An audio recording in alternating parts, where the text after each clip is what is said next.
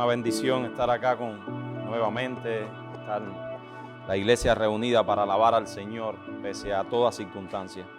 Les pido, antes de comenzar nuestro sermón, que todos abramos nuestras Biblias en el libro de Judas, la carta de Judas. Es el penúltimo libro de la Biblia. Está casi al final, solo tiene una hoja de nuestras Biblias. Pero quiero que todos estemos todo el tiempo en este libro de la Biblia. Vamos a orar.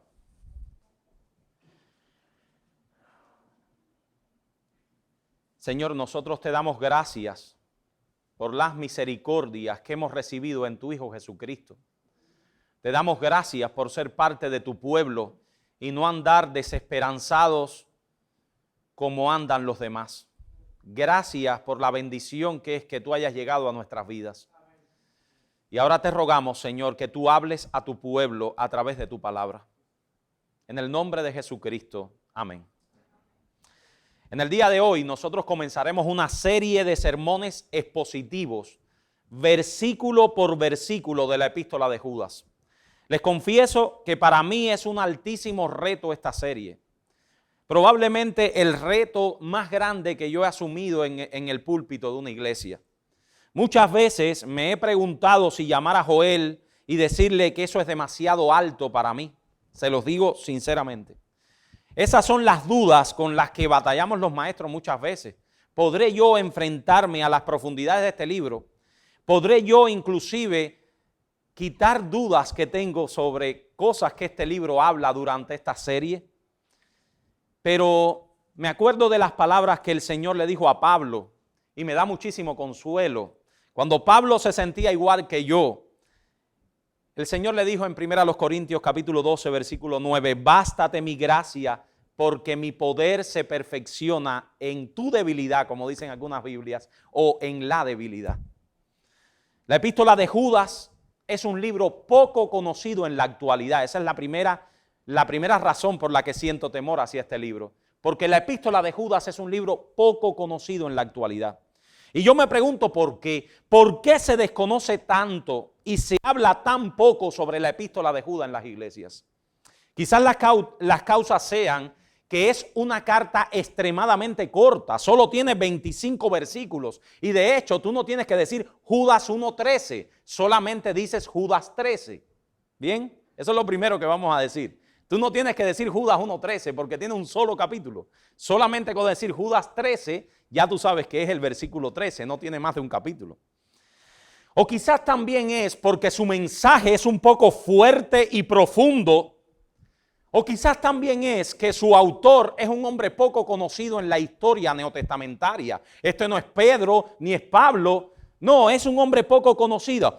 O quizás es por causas más triviales. Por ejemplo, como el que el nombre Judas nos genera un poco de rechazo, ¿verdad? Yo nunca le pusiera a un hijo mío Judas. Ni tampoco le pusiera Herodes o Caín, aunque respeto si se lo ponen. Tampoco si le pusiera, nunca me pasó por la mente cuando mis hijas nacieron, ponerle Jezabel o Dalila o Atalía o Zafira. Nunca me pasó por la mente eso. Estos nombres están manchados para siempre en la historia por los personajes terribles que una vez los usaron, ¿verdad? Sin embargo, el escritor de esta carta se llamaba Judas. Por cierto, el nombre de Judas era un nombre muy común en la época. Muy común. Judas Iscariotes, el que traicionó a Jesús. Judas el Galileo, que se habla en Hechos capítulo 5, versículo 37. Judas el que vivía en la calle derecha donde Saulo de Tarso se encontraba orando en Hechos capítulo 9, versículo 11. Hay al menos 7 Judas en el Nuevo Testamento. David Barth comenta sobre esta epístola. A pesar de contener hermosas palabras de ánimo y una gloriosa doxología, la doxología más bella de todo el Nuevo Testamento, es poco estudiada en las iglesias, poco conocida por los creyentes y poco apreciada por los comentaristas.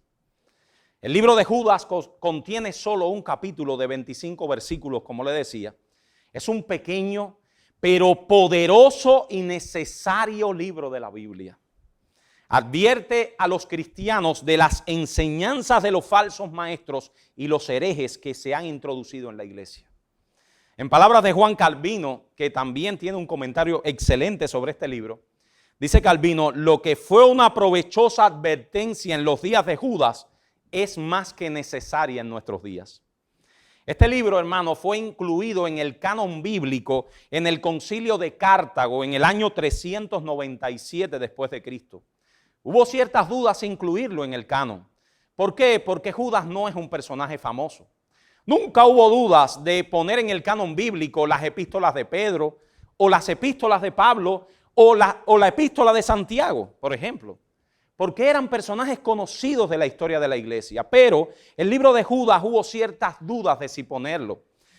Se introdujo en el Concilio de Cartago en el año 397. No es posible precisar la fecha exacta de la epístola de Judas, pero se cree que fue escrita luego de la muerte del apóstol Pedro.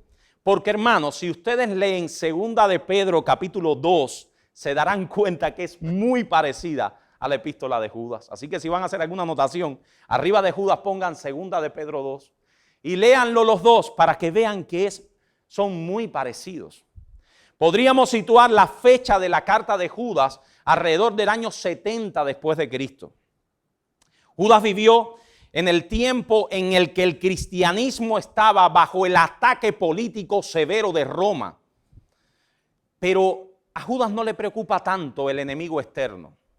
A él le preocupa más la infiltración agresiva que se había introducido en la iglesia por parte de apóstatas, libertinos que se habían introducido en la iglesia. El enemigo externo era bien reconocido, era el imperio romano, pero había un enemigo interno que era más peligroso. Probablemente en Judas nosotros tenemos los principios de aquellos gnósticos a los que Juan combate 25 años después. Los gnósticos o aquellos que tenían ese pensamiento gnóstico se habían introducido en la iglesia y estaban causando gran daño en la iglesia del Señor. Podría ser que estos apóstatas fueran entonces los precursores del gnosticismo, algo que Juan, como les decía, trata 25 años más tarde. De esta manera, Judas llamó a la iglesia a pelear contra los enemigos internos, a declarar una batalla para purificar la iglesia. El gnosticismo, hermano, fue una creencia que intentó penetrar el cristianismo en los primeros 3 siglos de la iglesia. Aunque el gnosticismo tiene muchas vertientes, tiene muchas ramas y muchas aristas, hay al menos 3 enseñanzas del gnosticismo que son muy perjudiciales para la iglesia. En primer lugar, los gnósticos creían que puesto que el cuerpo es malo, que la materia es mala, Jesús solamente parecía tener un cuerpo, pero era una especie de fantasma con la apariencia de hombre. Negaban la humanidad real de Jesucristo, una doctrina que llegó a conocerse también como docetismo. En segundo lugar, los gnósticos creían en una separación entre el cuerpo y el espíritu. El espíritu es bueno, el cuerpo es netamente malo. Y en tercer lugar, eso los llevaba a una autosalvación a través de un esfuerzo personal. Había entonces un peligro dentro de la iglesia. Se habían colado en la iglesia tales enseñanzas que intentaban, hermanos, si usted repasa esas enseñanzas se dará cuenta que eso intenta destruir todos los cimientos de la fe cristiana. Miren, Judas lo dice, versículo 4, mírenlo. Porque algunos hombres han entrado encubiertamente, los que desde antes habían sido destinados para esta condenación, hombres impíos que convierten en libertinaje, ¿libertinaje qué?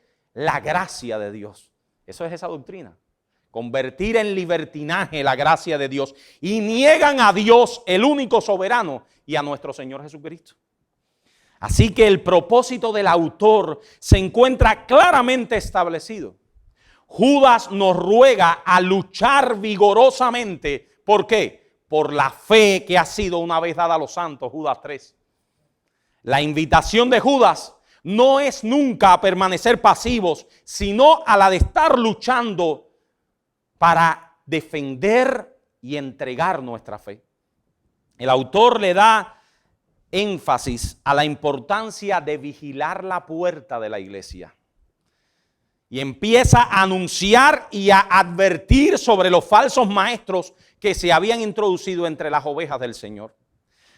Denuncia cuáles son las falsas enseñanzas y las doctrinas de quienes adulteran la fe y también de hecho de quienes identifica esas enseñanzas.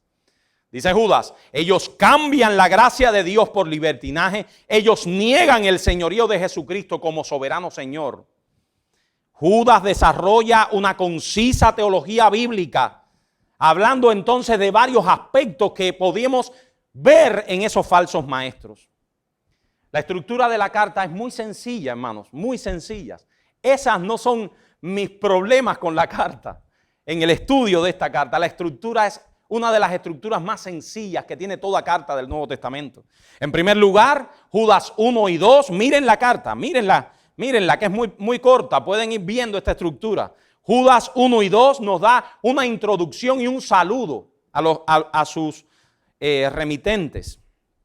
En segundo lugar, Judas nos da cuál es el propósito del escrito. En Judas 3 y 4 nos dice para qué le escribe la carta. En tercer lugar, nos da una breve historia de quiénes son los impostores, quiénes son aquellos que se están colando en la iglesia. Judas versículos 5 al 7. En cuarto lugar, nos da la descripción del carácter de esos impostores, del versículo 8 al 19. Nos da un mensaje de consuelo y exhortación para los creyentes del 20 al 23 y termina con la doxología más preciosa del Nuevo Testamento en los versículos 24 al 25. ¿Quién era Judas? ¿Quién era Judas? Judas era el hermano carnal de Jesús. Judas era el hermano de sangre de Jesús, uno de los hijos de María. Mateo capítulo 13, versículos 53 al 55, lo vemos claramente. Aconteció que cuando terminó Jesús estas parábolas, se fue de allí y venido a su tierra les enseñaba en la sinagoga de ellos de tal manera que se maravillaban y decían, ¿de dónde tiene esta sabiduría y esos milagros? ¿No es este el hijo del carpintero? ¿No se llama su madre María y sus hermanos Jacobo, José, Simón y Judas? Y un pasaje paralelo en Marcos capítulo 6, versículos 1 al 3 dice, salió Jesús de allí y vino a su tierra y le seguían sus discípulos y llegando el día de reposo comenzó a enseñar en las sinagogas y muchos oyéndole se admiraban y decían, ¿de dónde tiene estas cosas? ¿Y qué sabiduría es esta que le fue dada? ¿Y estos milagros que por sus manos son hechos? ¿No es este el carpintero, hijo de María, hermano de Jacobo, de José, de Judas y de Simón? ¿No están también aquí con nosotros sus hermanas? Y se escandalizaban de él. Judas era hermano de Jesucristo, hijo de María. Y en segundo lugar, Judas era también hermano carnal de Santiago, de Jacobo. Ese Jacobo es el mismo Santiago de la epístola, el apóstol, uno de los líderes principales de la iglesia de Jerusalén. Gálatas capítulo 2, versículos 1 al 9.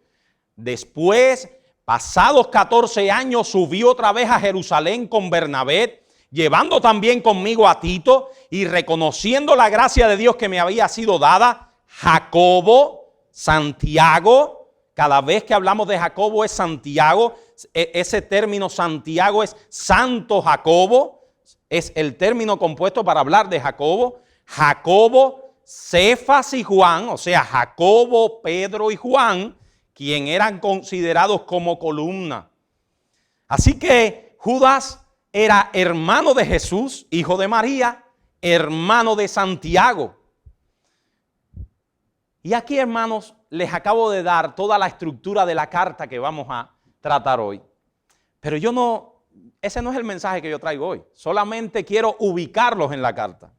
Habiendo dado una introducción acerca de la carta, con dos objetivos principales he hecho esta introducción. Primero, ubicarlos en el material que estaremos utilizando. Y en segundo lugar, hermanos, entusiasmarles sobre la lectura de esta carta. Yo espero que cada uno de los que aquí estamos nos leamos la carta para el domingo que viene 2 veces. 2 veces. Así que nadie puede venir el domingo que viene sin haberse leído esos 25 versículos 2 veces. Vayamos entonces al contenido de la carta. Judas, en primer lugar, nos dice quién es él. Judas 1. Judas, siervo de Jesucristo y hermano de Jacobo, a los llamados, santificados en Dios Padre y guardados en Jesucristo, misericordia y paz y amor os sean multiplicados. Pocas cosas dicen tanto de una persona como la manera en que esa persona habla de sí misma. Pocas cosas dicen tanto de una gente como la manera en que esa persona habla de sí misma. Muchachos, cuando vayan a buscar esposo, vean cómo él habla de sí mismo. Pocas cosas son tan reveladoras como los títulos por los que desea esa persona que se les reconozcan. Judas se llama a sí mismo esclavo de Jesucristo y hermano de Santiago. Así nos dicen 2 cosas acerca de sí mismo. En primer lugar, Judas era un hombre que estaba contento con ocupar un segundo lugar. Él sabía que había un hermano de él que era más famoso que él. Y que si él quería que alguien recibiera su carta, él no podía hacerla a nombre suyo mismo. Porque él no era famoso.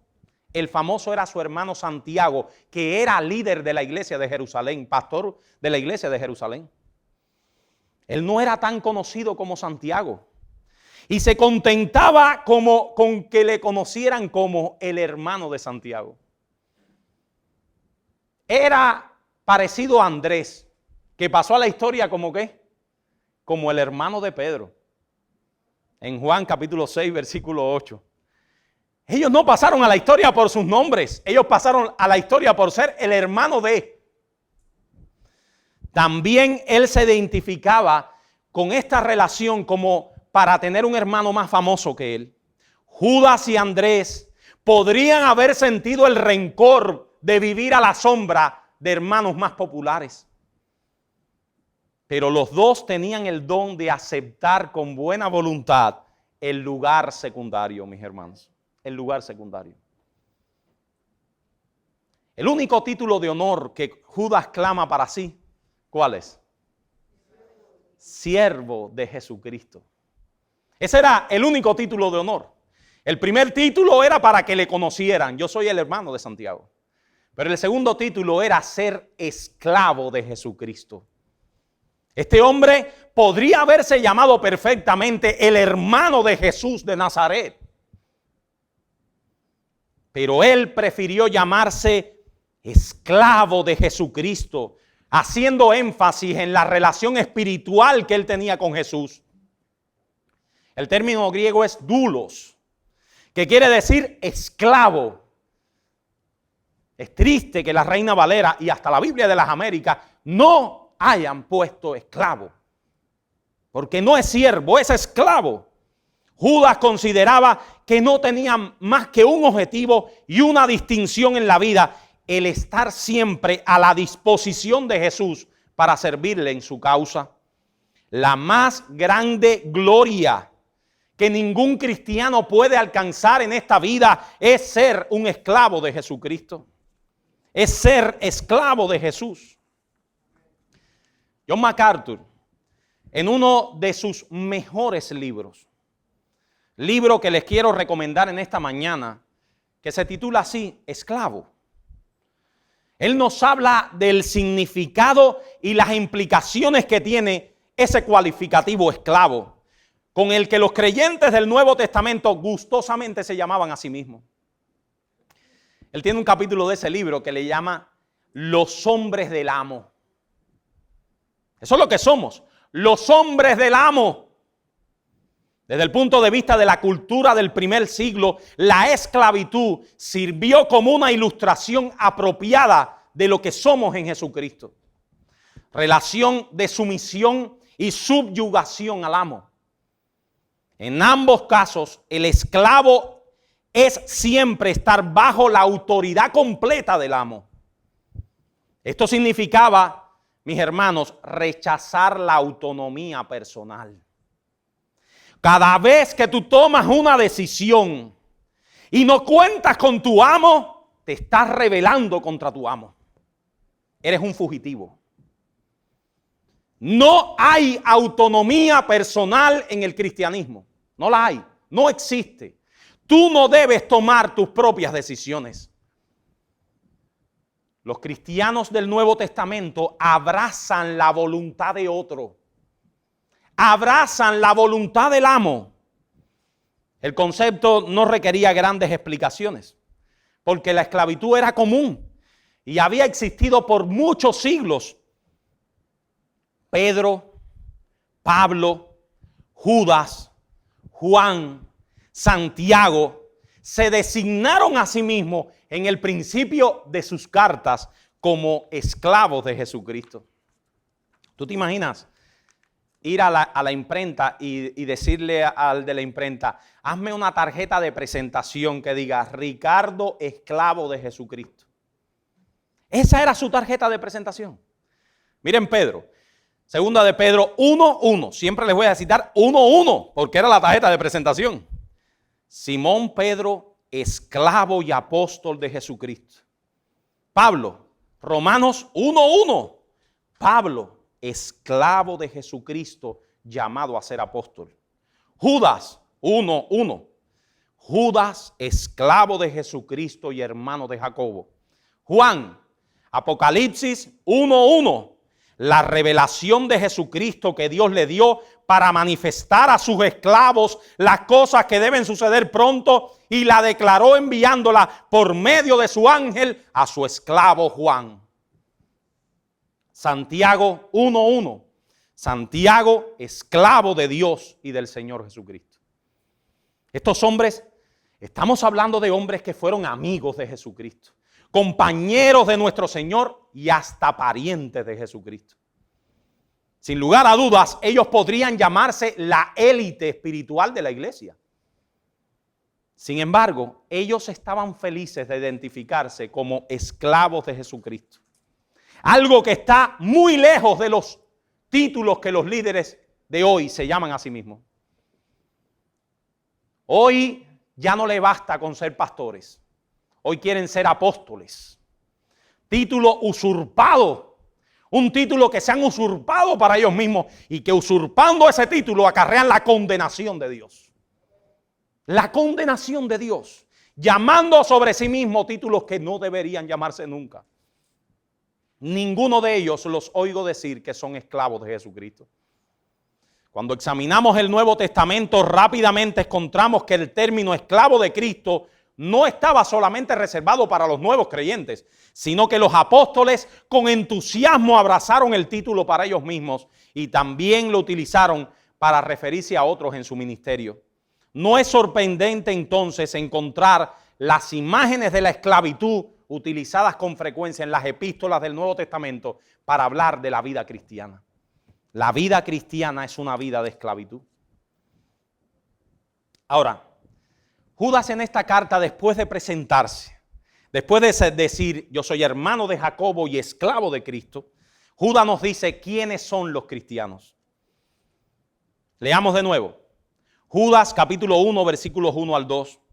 Judas, esclavo de Jesucristo y hermano de Jacobo, a los llamados, santificados en Dios el Padre y guardados en Jesucristo, misericordia y paz y amor os sean multiplicados.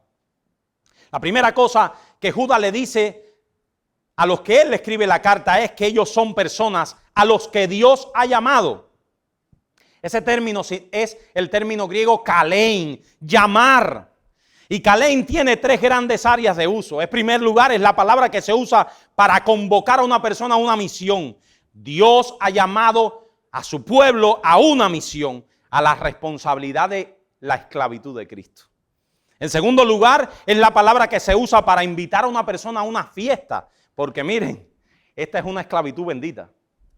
Muchachos, no estamos hablando de una esclavitud que tiene consecuencias para nuestras vidas de tragedia y de tristeza. No, es una esclavitud bendita. Así que ese llamamiento es la palabra para invitar a una persona a su fiesta. El cristiano es una persona que ha sido invitada a unirse al pueblo de Dios con gran alegría. Y en tercer lugar, es la misma palabra que se usa para el juicio. Cuando Dios llame en el juicio final también a su pueblo, que rendirán cuenta ante el tribunal de Cristo, pero con su abogado defensor. Dice Calvino en su comentario: por esta expresión los llamados, él denota a todos los fieles, porque el Señor los ha separado para él. Pues el llamado no es nada más sino el efecto de la elección eterna. Y entonces los elegidos forman parte del pueblo de Dios. En segundo lugar, los cristianos son personas a las que Dios santifica. Dice Judas, esclavo de Cristo, hermano de Jacobo, a los llamados, santificados en Dios Padre. Dios llama a su pueblo a santificar. Dios santifica a los que Él escoge. Efesios capítulo 1, versículo 4 dice que Él nos escogió en Él antes de la fundación del mundo. ¿Para qué? Para que seamos santos y sin mancha delante de Él. Y en 2 Tesalonicenses 2:13 dice: pero nosotros debemos dar siempre gracias a Dios con respecto a vosotros, hermanos, amados por el Señor, de que Dios os haya escogido para salvación mediante la santificación por el Espíritu. La palabra para santos es la palabra agios, que quiere decir literalmente diferente, separado. El día del Señor es un día santo porque es un día diferente de los demás días de la semana. Y cuando tú tomas el día del Señor como un día igual que el lunes y el martes, tú estás profanando ese día, porque ese es un día diferente. El ser llamados para ser santos es ser llamados para ser diferentes. El mundo tiene sus propias escalas de valores, pero los cristianos han sido llamados para ser diferentes. Otros valores, otras normas, otro objetivo de vida. Dice un comentarista: la diferencia para el cristiano consiste en que Cristo es el único estándar y la lealtad a Cristo el único valor. Con la regeneración, mis hermanos, esa santificación inicial, Dios ha escogido un pueblo para sí que Él santifica, que Él cura, que Él libra. Y ahora ese pueblo ya vive para Dios. Nosotros cooperamos con el Espíritu Santo en este proceso de santificación. Como dice Pedro, antes bien creced en la gracia y el conocimiento de nuestro Señor Jesucristo, en 2 de Pedro 3:18. Así que los cristianos son personas que Dios llama, los cristianos son personas que Dios santifica, y en tercer lugar, los cristianos son personas, la tercera cosa que dice Judas, a las que Cristo guarda. Guardados en Jesucristo. Guardados en Jesucristo. El cristiano no está nunca abandonado. Cristo es su constante centinela y su compañero de viaje. Estamos guardados en Cristo. Es un fuerte consuelo para el alma del creyente. Hermanos, nosotros no nos guardamos a nosotros mismos.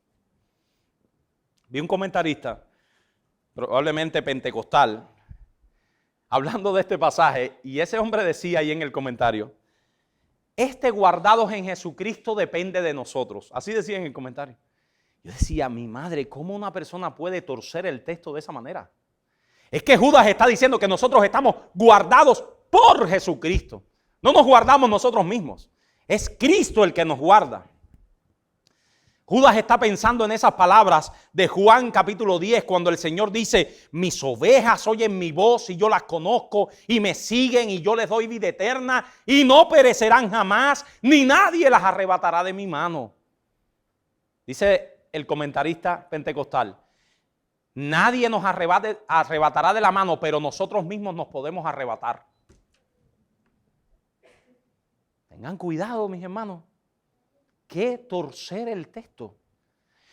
¿Cómo nosotros mismos nos vamos a arrebatar si dice, mi Padre que me las dio es mayor que todos y nadie las puede arrebatar de la mano de mi Padre? ¿Somos acaso nosotros mayores que Dios? Yo y el Padre uno somos, dice Jesús. Así que esos son los creyentes a los que Judas escribe. Llamados, santificados y guardados en Jesucristo. En último lugar, Judas nos dice su deseo para los cristianos. ¿Cuál es su deseo para esos que son llamados, santificados y guardados en Jesucristo? El deseo es misericordia y paz y amor, gracias hermano, o sean multiplicados. 3 características básicas que deben ser multiplicadas en la vida de los creyentes. Esas características son el fruto de la vida del Espíritu Santo en la vida de cada uno de nosotros. Esto lo tratamos en la serie, no sé si recuerda, sobre el fruto del Espíritu de Gálatas 5. Solo queremos decir en este punto que la misericordia, que Judas dice misericordia, es lo que Gálatas dice benignidad y bondad. Que cuando Judas habla de la paz, es lo que Gálatas dice la paciencia. Y que cuando Judas habla del amor, Gálatas dice el amor. Son el fruto del Espíritu Santo, de esa obra santificadora que Él hace en nosotros y ruega a Dios, que es el único que las da, que nos sean multiplicadas. Inmediatamente después que Judas introduce su carta, presentándose quién era él, presentando quiénes somos nosotros y dando una exhortación a modo de saludo, Judas nos sumerge en el propósito de la carta. Y a diferencia de otras cartas del Nuevo Testamento, que hay que estudiar mucho para sacar el propósito, hay que llamar a Joel, oye, en el estudio inductivo, ¿qué dice?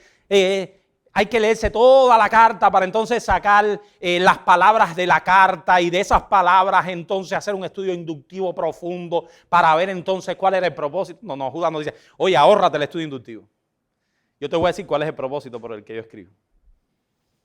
Y no estamos hablando más del estudio inductivo porque después nos hace falta. ¿Por qué y para qué Judas escribió la carta? Bueno, Judas 3, ¿qué dice? Amados, por la gran solicitud que tenía de escribiros acerca de nuestra común salvación, me ha sido necesario escribiros exhortándoos que contendáis ardientemente por la fe que ha sido una vez dada a los santos, porque algunos hombres han entrado encubiertamente, los que desde antes habían sido destinados para esta condenación, hombres impíos que convierten en libertinaje la gracia de nuestro Dios y niegan a Dios, el único soberano, y a nuestro Señor Jesucristo. William Barclay traduce la primera parte de este texto de una forma más contemporánea y me parece bien. Miren cómo este comentarista traduce esas palabras de la Reina Valera a un lenguaje un poco más contemporáneo. Judas está diciendo esto: amados, cuando yo había decidido dedicar mi energía a escribiros acerca de la fe que nosotros compartimos, me sentí impulsados a escribiros una carta para exhortaros a que os comprometáis en la lucha por la defensa de la fe que fue encomendada al pueblo consagrado de Dios de una vez y para siempre. Es muy interesante, mis hermanos, y único en todo el Nuevo Testamento, esto que les voy a decir. Acá Judas no solo nos habla del propósito de su carta. El propósito es claro: les estoy escribiendo para que contendáis ardientemente por la fe. No, Judas nos dice que él hizo un cambio de carta. ¿No es verdad?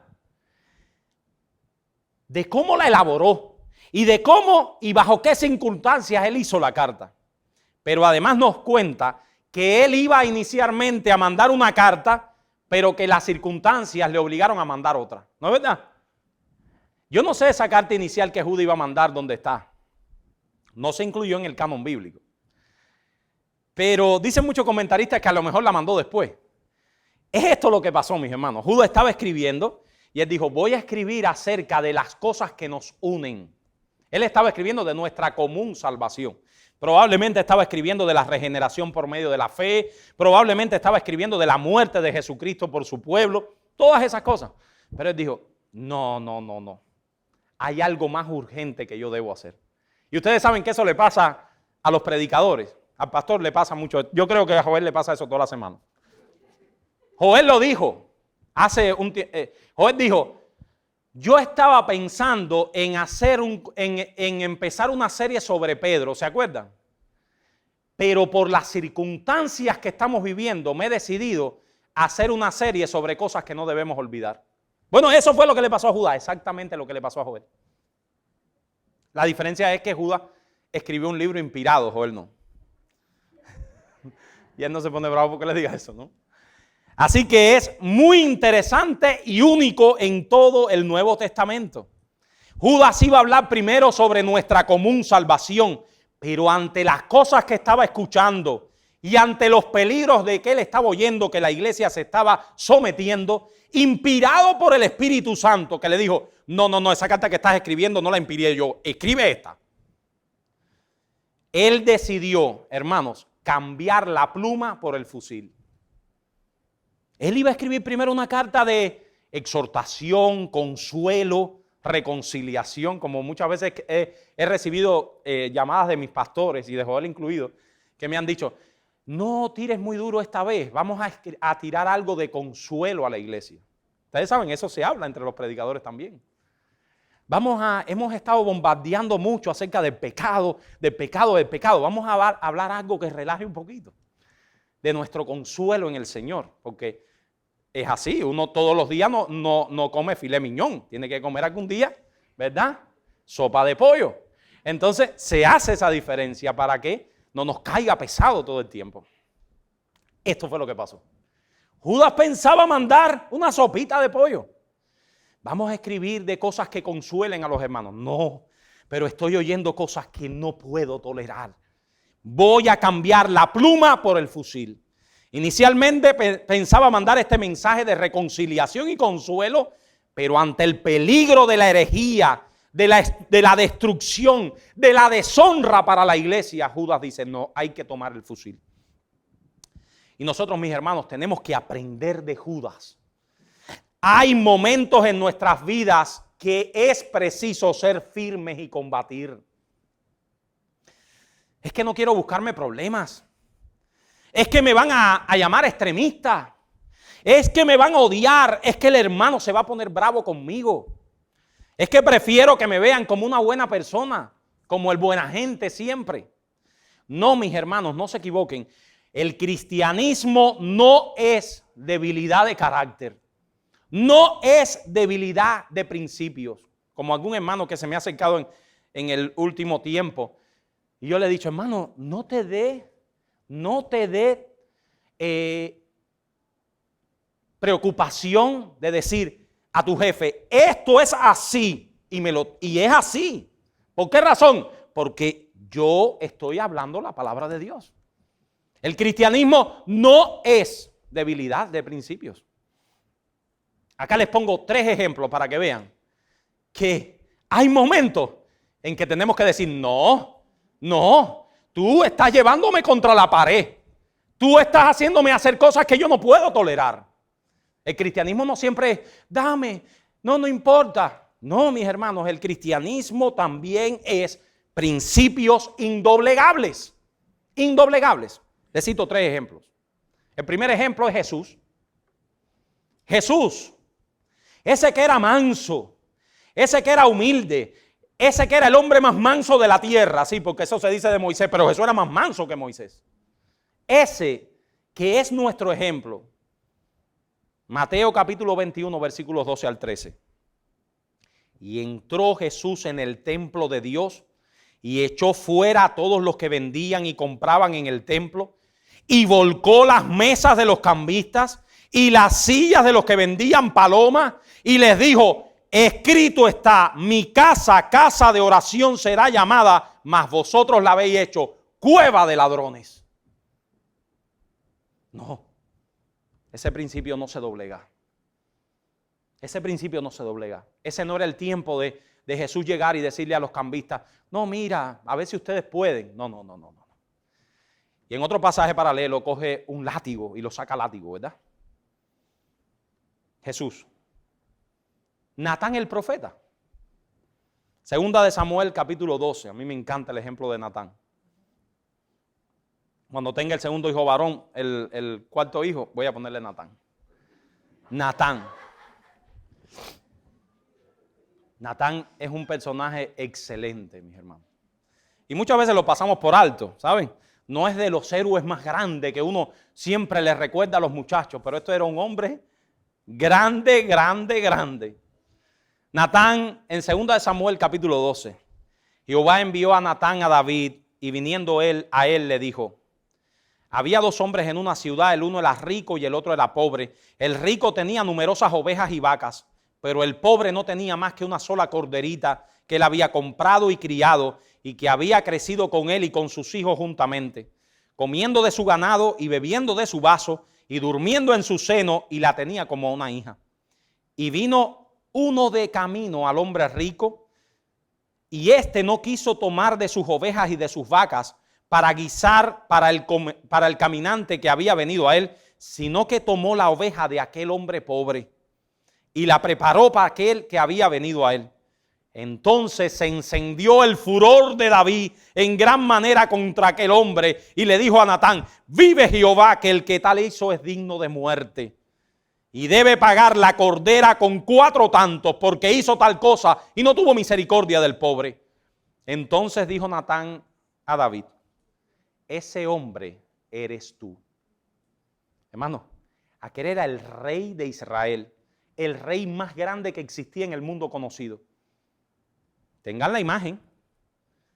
Ese hombre eres tú. Así ha dicho Jehová Dios de Israel, yo te ungí por rey sobre Israel y te libré de la mano de Saúl y te di la casa de tu señor y las ovejas de tu señor en tu seno. Además te di la casa de Israel y de Judá, y si esto fuera poco te habría añadido mucho más. ¿Por qué pues tuviste en poco la palabra de Jehová, haciendo lo malo delante de sus ojos? A Urías Heteo heriste a espada y tomaste por mujer a su mujer y a él lo mataste con la espada de los hijos de Amón. Por lo cual ahora no se apartará de tu casa la espada, por cuanto me menospreciaste y tomaste la mujer de Urías Heteo para que fuese tu mujer. Hay que tener pantalones para pararse delante de un rey, del rey más grande de su tiempo y decirle estas palabras. Jehová me ha enviado a decirte que tú pecaste contra él y que la espada no se quitará de tu casa. Tercer ejemplo, Daniel. Ese debe ser Jesús el primero y Daniel el segundo. El ejemplo de todos los jóvenes de esta iglesia, de todos los varoncitos de esta iglesia, de todos los adolescentes de esta iglesia. Deberían ver a Daniel. Jesús el primero, Daniel el segundo. Habló Nabucodonosor y le dijo, es verdad, Sadrac, Mesac y Abednego, que vosotros no honráis a mi Dios, ni adoráis la estatua de oro que he levantado. Ahora pues estáis dispuestos para que al oír el son de la bocina, de la flauta, del tamboril, del arpa, del salterio, de la zampoña y de todo instrumento de música, os postréis y adoréis la estatua que he hecho. Porque si no la adorareis, en la misma hora seréis echados en medio de un horno de fuego ardiendo. ¿Y qué Dios será aquel que os libre de mis manos? Sadrac, Mesac y Abednego, que eran los nombres babilónicos, respondieron al rey Nabucodonosor diciendo, no es necesario que te respondamos sobre ese asunto. He aquí nuestro Dios, a quien servimos, o sea, de quien somos esclavos, puede librarnos del horno del fuego ardiendo y de tu mano, rey, nos librará. Y nosotros nos quedamos con esa parte. De todas formas, ¿Dios libró a Daniel del fuego? No, miren la palabra. Y si no, a mí me encanta esa frase, y si no, si me queman en el horno, porque Dios no me libró del horno, si no, oh rey, no te serviremos tampoco. Yo, de verdad, me quedo. Cuando un hijo mío haga eso, sin estar yo presente, mis hermanos, ese es un muchacho lleno de convicciones. Si es lleno de convicciones, no serviremos a tus dioses ni tampoco adoraremos la estatua que has levantado, aunque Dios no me salve del horno. No. ¿Qué estamos queriendo demostrar con estos hombres, hermanos? Bueno, mis hermanos, que los creyentes somos hombres y mujeres de principios, de compromisos espirituales. Y habrá momentos como los que van a llegar. Es bueno ya que la iglesia se dé cuenta que esos momentos están por llegar. Que están por llegar. Y yo creo, mis hermanos, que muchos de los que vemos aquí no vamos a soportar eso. Y vamos a ver a muchos de nuestros hermanos flaquear ante la prueba. Y ahí nos conoceremos unos a otros. Y diremos, ¡wow! ¡Wow! Ese no es el que nos faltaba los domingos. Y habrá ocasiones que esos principios serán probados con fuego y estamos llamados a mantenernos firmes. Así hizo Judas.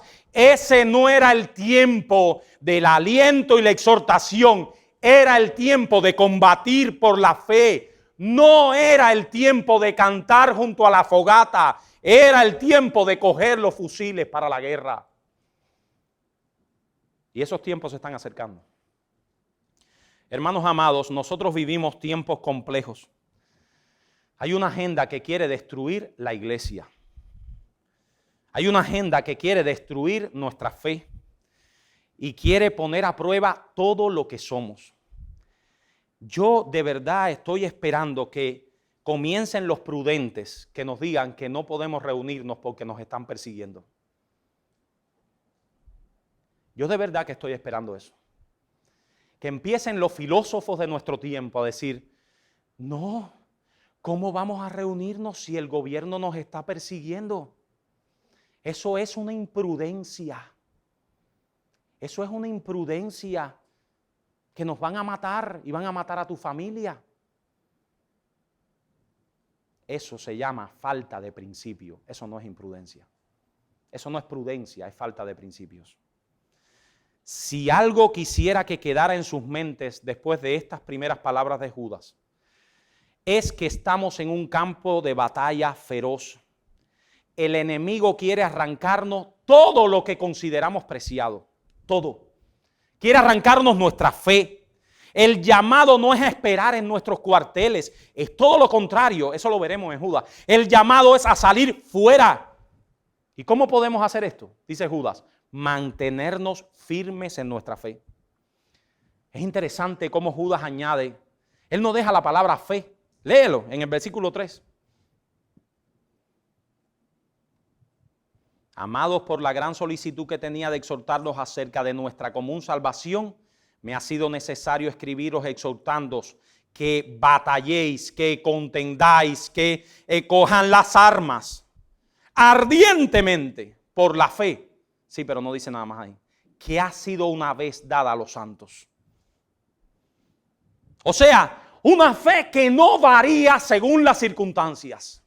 Yo sé que ese texto se usa para hablar de que la palabra de Dios no varía, pero también tiene un sentido. Y es que esa fe no varía según las circunstancias. El mensaje del evangelio no se licúa en los tiempos difíciles. Aquellos que dicen hoy, vamos a hablar menos del infierno. Vamos a denunciar menos los pecados. ¿Para qué ser tan confrontativos? La iglesia más abierta, donde quepa todo. Hermanos, esos son los apóstatas. Esos son. Dice Judas, nuestra fe es una invariable fe. Una invariable fe. Daniel pudo haber dicho delante de la estatua, yo me voy a tirar una rodilladita aquí.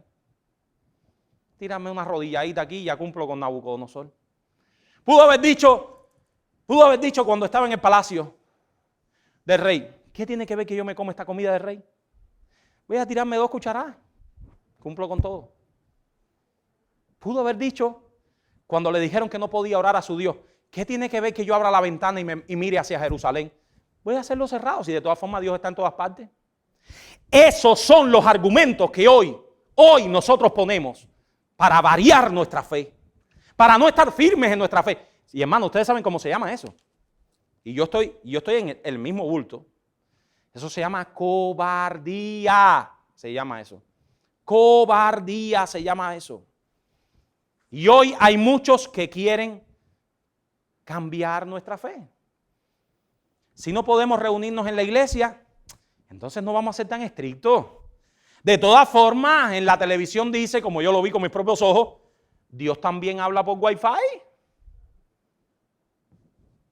Hacemos una iglesia en una iglesia en cada casa, en nuevo estilo, un estilo nuevo.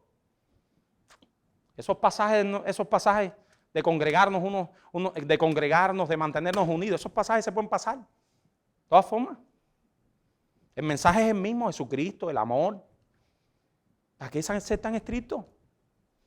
Si no podemos orar con los ojos cerrados en lugares públicos, lo hacemos con los ojos abiertos. ¿Para qué voy a pasar esa pena aquí? ¿Para qué? Si Dios me oye igual. Si me prohíben hablar de Cristo, no me voy a buscar problemas en el trabajo. Hablo de fútbol y dejo el evangelio para cuando vaya los domingos a la iglesia. Si no podemos reunirnos los domingos, no importa, lo hacemos los lunes o los martes. De todas formas, es un día igual. A lo mejor hasta el lunes el sol está mejor que los domingos. A mí me dijeron, esa fue la última recomendación que me dieron en Cuba, que en Estados Unidos no iba a poder disciplinar más a mis hijos. Porque la policía me iba a llevar preso, que cambiara la estrategia, que empezara entonces a hablar con ellos. Que no los disciplinara más, porque si el vecino me ve, me llaman 911. ¿Dónde están nuestros principios? ¿Dónde están lo que somos? Si lo licuamos ante la mínima adversidad de la vida. Hermanos, con la ayuda del Espíritu Santo, fortalezcamos nuestra fe. Fortalezcamos nuestros principios, fortalezcamos nuestro compromiso, para que cuando venga la lucha podamos contender ardientemente por la fe que ha sido una vez y para siempre dada a los santos. Porque si no somos fieles en lo poco, ¿cómo esperamos ser fieles en la prueba dura? ¿Cómo? Dios nos fortalezca. Oramos y con esto terminamos.